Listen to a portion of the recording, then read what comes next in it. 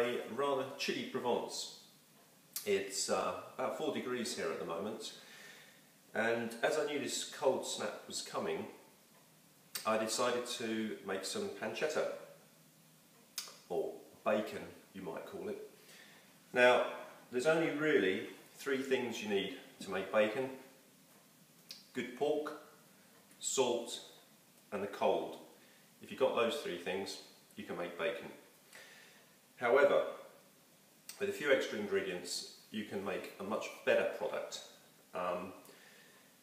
The reason I make my own bacon, and in fact I make and preserve a lot of things, is really by doing this you can set yourself a very high benchmark. You can definitely produce a product that's better than anything you'll buy in a supermarket. And if you can source your own pork, which I used to be able to do in England, you can guarantee the provenance of everything you're producing.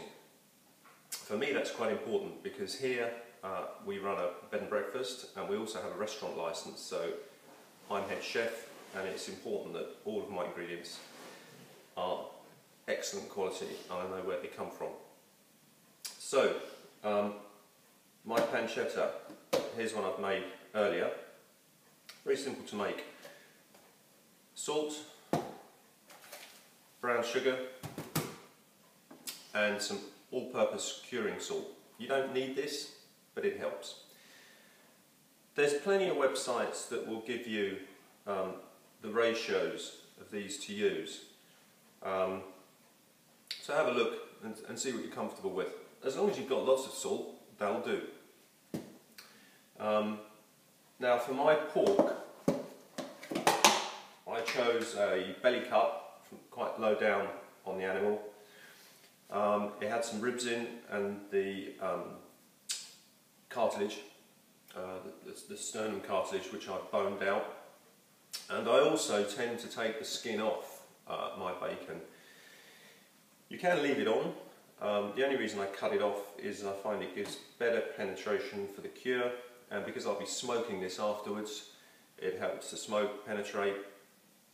And then I'll cut this pancetta up and freeze it, so it's not really necessary for me to have the skin on and leave it hanging outside or in a cold building, something like that, where I keep quite happily for months.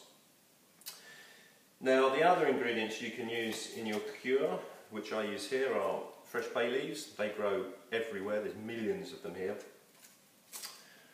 Rosemary grows like a weed here, and thyme again grows absolutely everywhere, and garlic, homegrown. And so I mix up my cure. For this piece of pork, which was a couple of pounds, I used 1 bay leaf, about this much rosemary, about that much thyme, 2 cloves of garlic smashed up. Mix the whole lot together in a plastic container. You can use a Ziploc bag if you want. I just use a plastic container. And then every few days, once this is done, once you stick it in the container, what you'll find is the salt starts drawing liquid out of the pork. And what you want to do is keep that pork turning around in the liquid in the cold. So I kept it in the fridge. Every time I open the fridge, I give the box a shake, move it around every day or so, and that's all you do. It's been in there about a week. Now, what I'll do with this pancetta now, you can see the bacon the pork has firmed up quite nicely. What I'll do with this, I'll rinse it off, dry it with a paper towel, and then it's important to let it hang in a cold, drafty place for a few hours or a day or so. It doesn't really matter, but you just want the pork to dry off slightly before you smoke it. And obviously if you've got dogs like I have, or if there's other animals about, make sure you hang it somewhere where nothing's going to eat it. Now once that's dried, I move on to smoking it. Now in England, I had a pretty big smoker that I built on the side of my barn, which worked very well. here in France, what I've been using, which is actually very good for small things like this, is my Weber barbecue, my Weber bullet barbecue.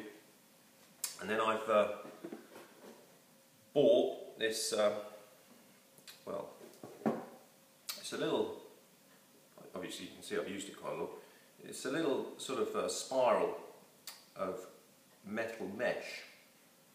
And what you do, you get your smoking sawdust. I use beech or oak generally, but if you're in America you can use other things. I suppose there's lots of different types of wood available. Fruit wood's quite good as well.